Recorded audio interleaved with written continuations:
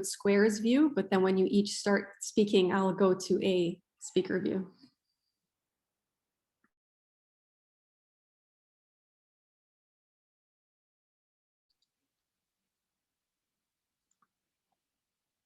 Okay, good afternoon, everyone, and thank you for joining us today. My name is Sandy Glassford, and I am the president of the Ontario Secondary School Teachers Federation in York Region. This afternoon, we would like to bring your attention to the potential impacts of something which is being called hybrid learning. When we speak of hybrid learning, what we are referring to is a practice where a teacher will be delivering curriculum simultaneously to a group of students in a classroom, as well as a group of students online. The expectation is that those students who are attending the class through the streaming platform will be just as engaged and will receive a comparable education as those students who are attending in person. This past school year, many school boards already engaged in hybrid learning. Fortunately, the York Region District School Board was not one of those boards. However, it is slated to institute this method for September. As you will hear from some of my colleagues shortly, the challenges of the hybrid model of learning falls far short from an adequate learning model. What the hybrid model does do effectively is further isolate online students from their peers, both socially and academically. For students who are already unmotivated, this gap that is being created between themselves and their classmates will quickly become a chasm. So why is the hybrid model being embraced by so many boards? It is the cheapest and easiest model to implement by boards to meet Stephen Lecce's direction to make sure that families will be able to have a virtual learning alternative without receiving any additional funding to support a virtual option. If the minister wishes to offer every family a viable virtual option for the next school year, he needs to fund the boards properly to ensure that every student has equal access to high quality public education.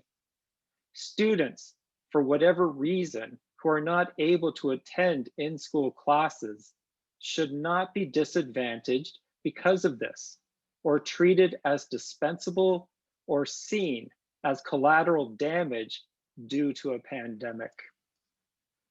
I'd like to take this opportunity to introduce others who are here with us today and give them an opportunity to speak.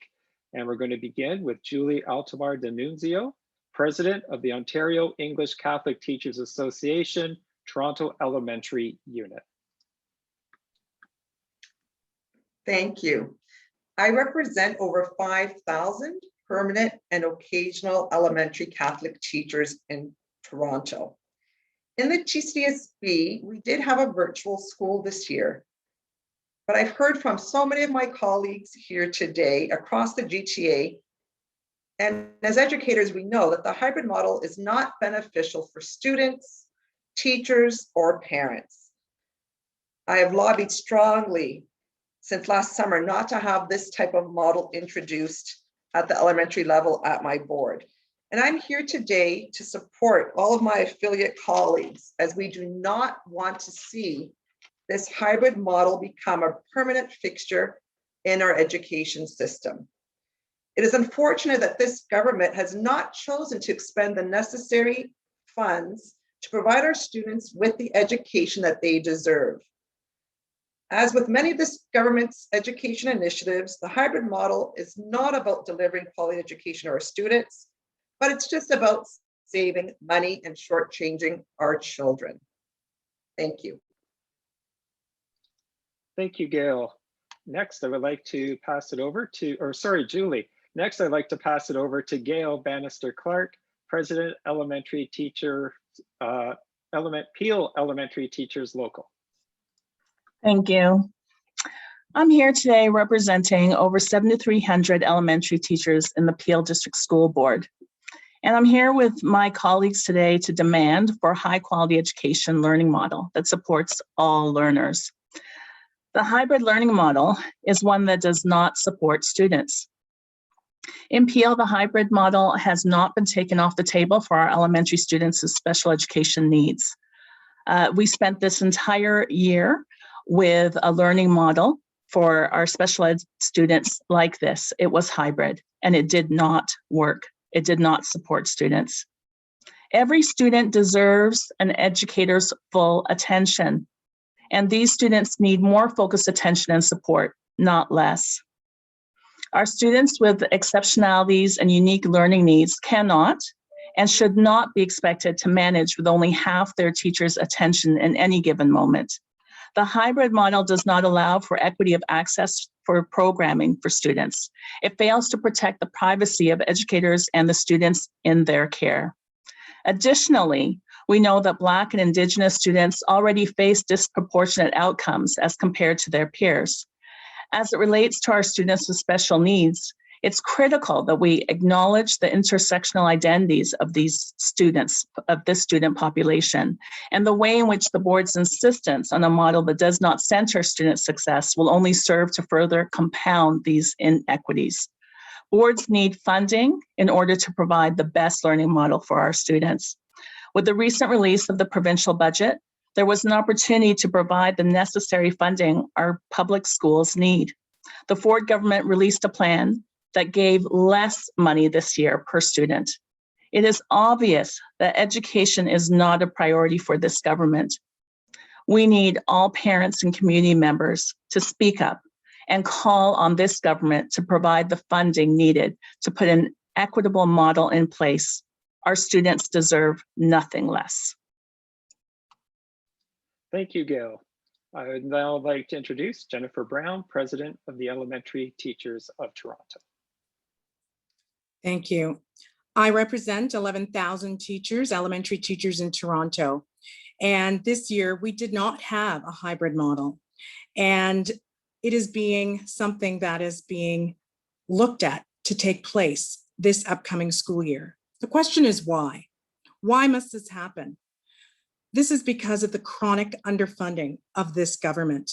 Minister Lecce and Premier Ford have not put in the funding necessary to provide the quality education that our students need. The word hybrid implies that it is something built, something that has been tested, tried and true. But the reality is it is a fractured learning model. It is one that sets up a two-tier public education system. Students in a classroom, students online. We are social beings and our elementary students need to be social and socialized. This is an experiment that is taking place in our students. If this government is able to allow some school boards to have full in-class models, that should be the expectation for all. We deserve an education system that is fair and equitable for all students. This fact is embedded in the need for everyone to have a future. Education is the future, and shortchanging our students means shortchanging their future. We need to demand that this government do better. This year, this local has engaged in a campaign to call out our trustees, to call out our school board, to call on the government to do better. With over 7,000 signatures, we are asking that the parents join in and make the demands known as well.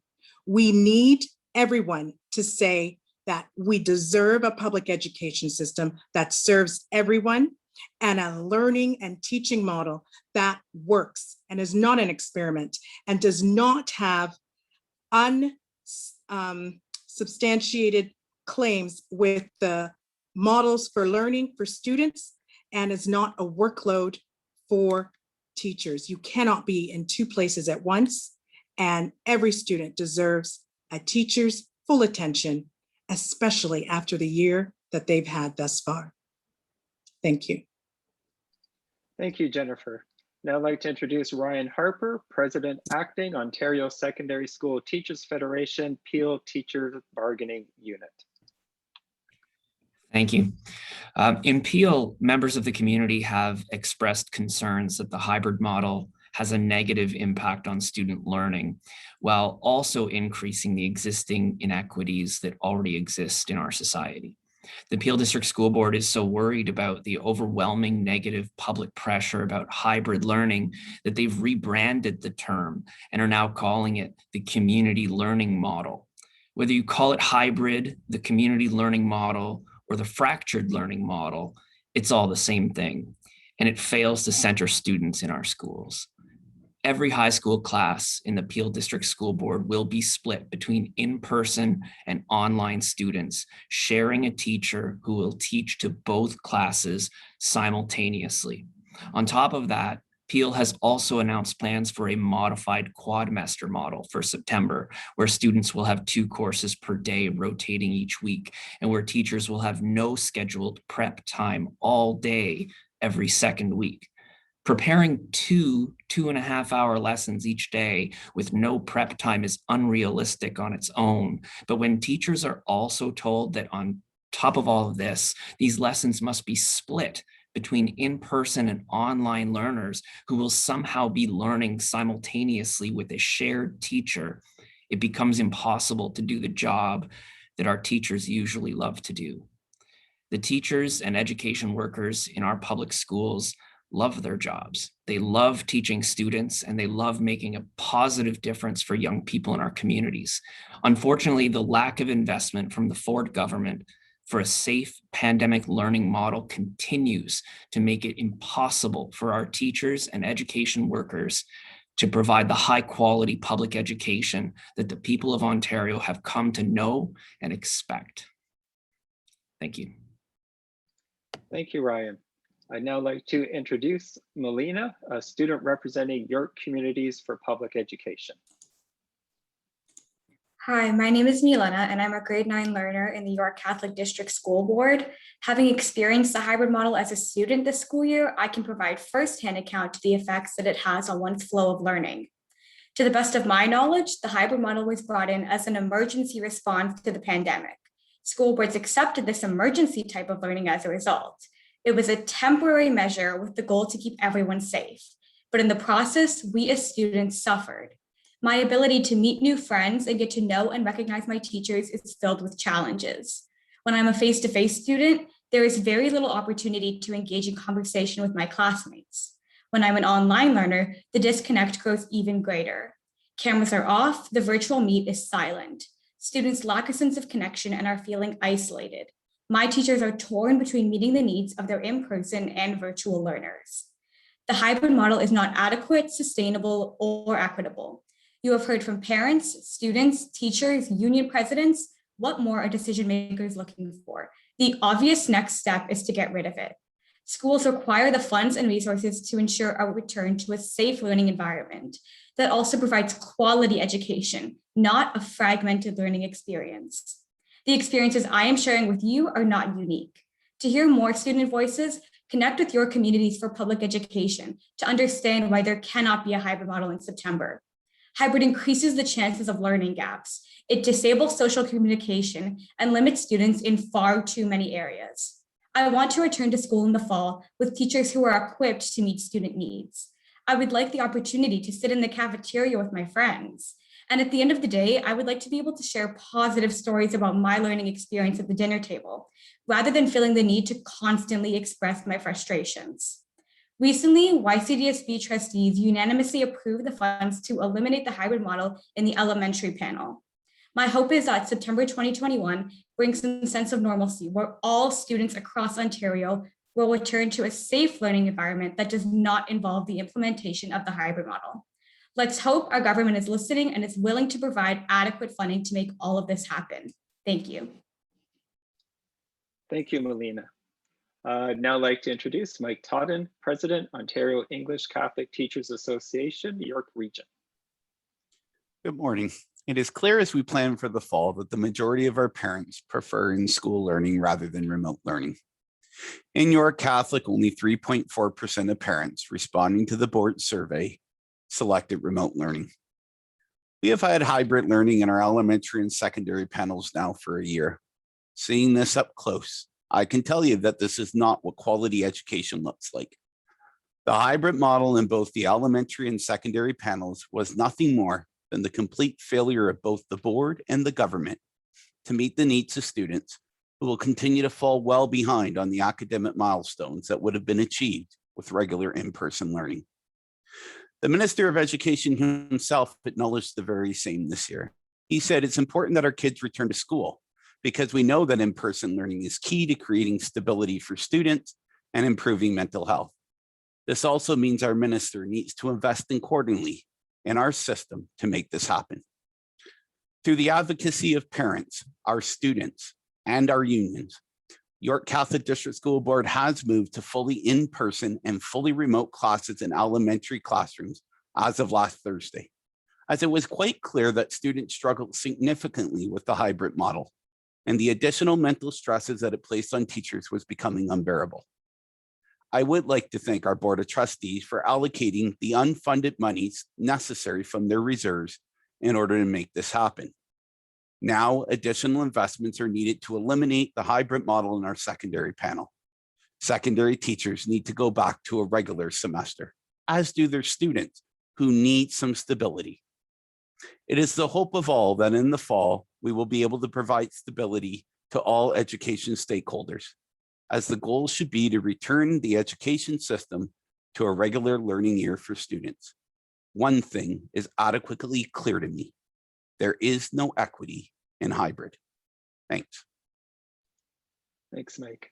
I'd now like to introduce Shamila Shakil, a parent representing York Communities for Public Education. Thank you, Sandy. With my 3 kids in elementary and secondary schools in the York Region District School Board, we did not experience a hybrid model this school year, but rather flipped back and forth between in-person and online learning. YRDSB is planning for the hybrid model for all students, and York Catholic District School Board is still planning for it for secondary students. This is deeply concerning for many parents and educators. Kids need structure, consistency, and safety. Kids need their teachers' full attention. Kids need to be able to access special education and resource supports by trained teachers in a timely manner. The split attention model of teaching and learning results in a 2-tiered system within each class. The online students receive a watered-down version of schooling with little opportunity to interact with their peers and teachers, little to no physical education, limited arts participation, and no opportunity to be part of school clubs and face-to-face activities. The in-person students will have definite privacy issues and limited attention from teachers. I've heard from many educators who have experienced teaching online and in the hybrid model this school year. Consistently and adamantly, they report that they absolutely cannot sustain another year of it. They are burnt out, and rightfully so. Trying to meet the needs of students in the classroom and students at home zaps teachers' energy, morale, and confidence. Many have said that they feel like they are just failing both groups of students. Is this really how we want to continue the next school year? We hear our Minister of Education, school board senior staff, and mental health leads talk about available resources and the importance of self-care. Talk is cheap. We need more than performances and promises. We need real action, starting with getting rid of the hybrid model and focusing on improving the conditions in classrooms so that all of our students and educators can return to face-to-face learning and teaching in September. With our promising vaccination rates, with adequate funding to allow for smaller class sizes and proper air quality, because experts have told us that COVID-19 is airborne, and with full trust in our educators who know that in-person learning is best for our students, parents implore Premier Doug Ford, Minister Stephen Lecce, and all school boards to get rid of the hybrid model and to ensure that our kids have the best start, middle, and end in the next school year. Please put our students' needs ahead of all else. Our kids deserve quality and equitable public education in safe spaces. Thank you.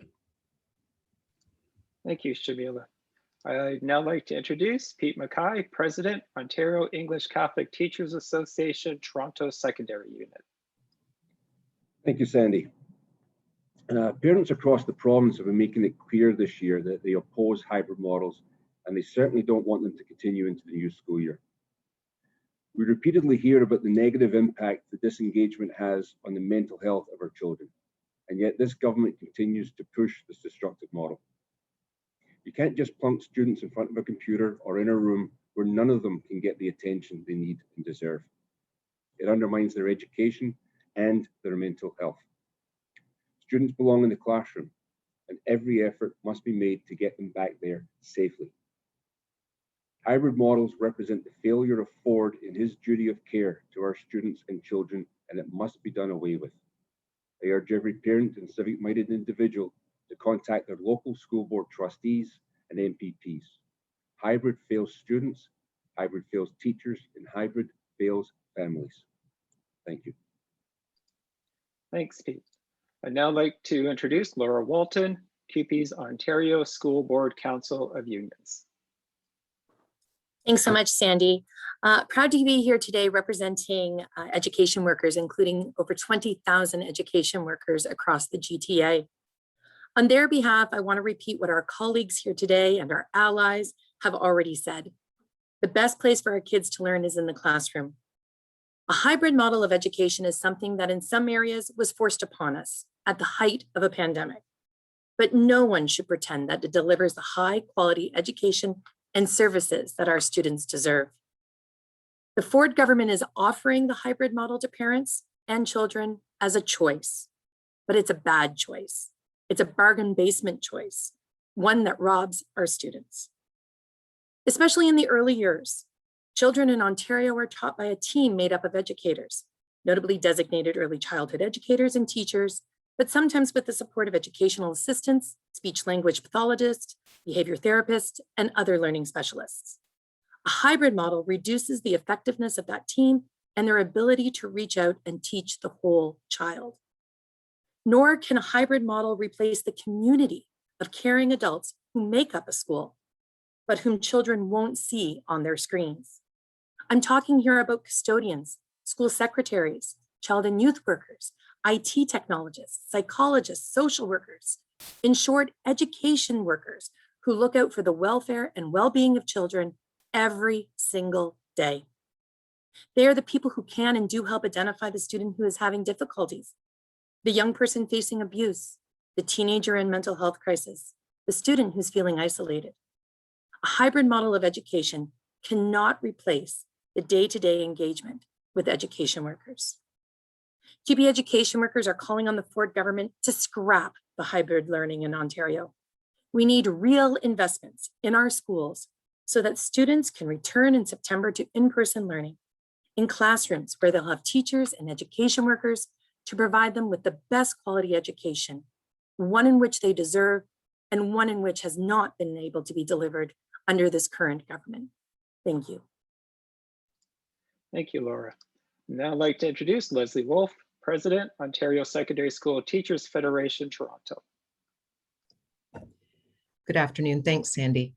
I represent approximately 5,000 secondary school teachers, summer school teachers, night school, and adult day school teachers employed by the Toronto District School Board. This past year, high school students of the Toronto District School Board were part of the great experiment that we're referring to as hybrid learning, where some learned from home, while others were in person with the same teacher. That experiment was an abject failure. And now, because of demands by the government for online learning, coupled with no funding to meet that demand, we are facing it in Toronto again next year. If the government was actually to put students first, they would make sure that all the investments required to ensure that every family feels schools are safe so that every student can return to in-person learning in September was made available. We already know from this year's experience that online learning is a distant second to in-person learning. However, if a family feels they need to have their child remain at home for safety reasons and opt for online learning because the government has not provided the funding to ensure schools are safe, then it is the belief of OSSTF Toronto that every student who opts for online learning must have a dedicated online teacher. one whose attention is fully on those students in their online class, and one whose planning and approach to teaching isn't split between providing programming in person and online. I want you to ask yourself, how does a science student feel fully engaged when they're sitting at home watching while their in-person peers are conducting experiments? How does that music student feel while they're sitting at home with their instrument, while the in-person students are practicing performance, but they can't join in because of technological limitations? The bottom line is that this government continues to push forward an agenda for online learning because they see it as a way to reduce spending on publicly funded schools. Every student in this province deserves the best education we can provide. Telling students and their families that their educational experience will be of high quality while they vie for the attention from home with students who are in person with their teachers is basically gaslighting the families and all of Ontario. This government must stop its defunding agenda, it must stop its privatization agenda, and it must properly fund schools so that every student can return safely to in-person learning in September. That is how we guarantee high quality education for all. Thank you. Thank you, Leslie. I'd now like to introduce Thuy Sim Wan, President, ETFO, York Region. Thank you, Sandy. I represent approximately 5,500 elementary teachers in the York Region District School Board. The hybrid model being implemented by the York Region District School Board in September is of great concern to both elementary teachers and their students. Under this model, teachers must provide two completely different types of instruction at the same time without the resources to do so effectively. Teachers are expected to provide face-to-face learning for students in their classroom while simultaneously providing online learning for students at home. As has been said before, every student deserves their teacher's full attention. This is not possible with the hybrid model. This model is particularly challenging when it comes to supporting students with special education needs and disproportionately impacts our marginalized students. The hybrid model also does not allow for equitable access to programming or resources for students. The ability to build an inclusive classroom community will be negatively affected. How can group work be accomplished if students in face-to-face classes don't have access to devices to be able to work with their peers who are working from home? How do students at home participate in a physical education activity in the gym, or a community walk, or other outdoor classroom activities? There are many experiential activities that are impossible in a hybrid model. While it is possible to adapt many activities for a fully face-to-face or fully online model, adapting for both models simultaneously puts teachers in an impossible situation. The Ford government created this challenge for school boards by mandating virtual learning for the next school year and not providing adequate funding. Teachers firmly believe that the best solution for students is a safe return to in-person learning. If virtual learning must continue, students deserve, at the minimum, the undivided attention of a teacher whose sole responsibility is their face-to-face class or their virtual class, not both. Teachers entered the profession because we love our students, we love education, and this hybrid model puts us all in a place where we do not feel we are able to provide the high-quality public education that our students and families deserve. This needs to stop. Thank you. Thank you, Thuy. We're here together today because we still have time to save September for our students, schools, and education workers. We're calling on communities and education workers to reach out to their MPPs, trustees, and school board officials to tell them that the hybrid model is not an acceptable replacement for the good quality public education system that our students deserve. We're now available to take questions for anyone who has them. If you can use the raise hand feature, I'll hand it over to Muna Kadre, who will facilitate that. Okay, so we're going to go to Adrian Gobriel first. Hi, thanks so much. Good afternoon, everyone. When it comes to asymptomatic testing, have you received any clarity from the provincial government that they will be increasing asymptomatic testing when there is a return to in-person learning in the fall. Whoever wants to take it that, if it's Leslie or I'll leave the floor open. Leslie, go ahead.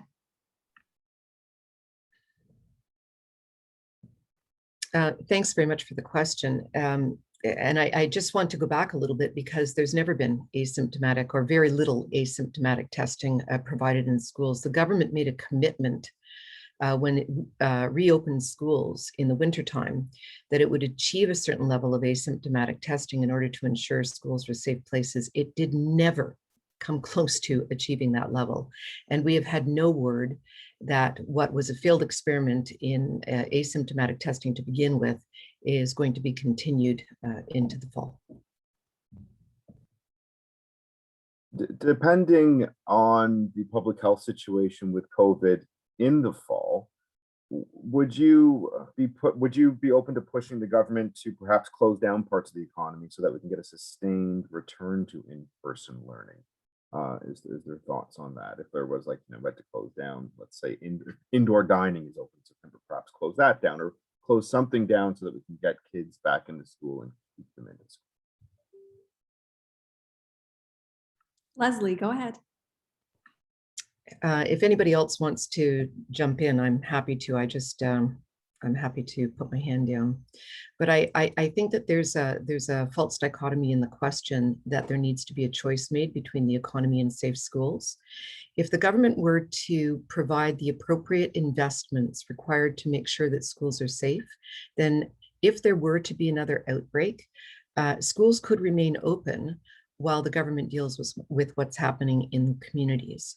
What's happened over the past year and a half or year and a bit since the pandemic began is that the government has providing as little as possible to schools piecemeal, only when the clamor has become loudest.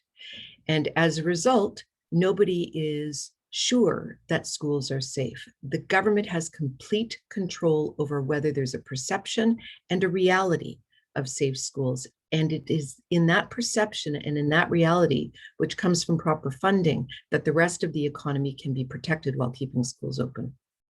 Laura, go ahead. Absolutely agree with Leslie. And I think the one piece that's missing is that within this last, I think we're at 16, 17 months, there has been a failure of this government to actually talk to anyone who is directly involved in education as to what is needed in order to ensure schools are safe.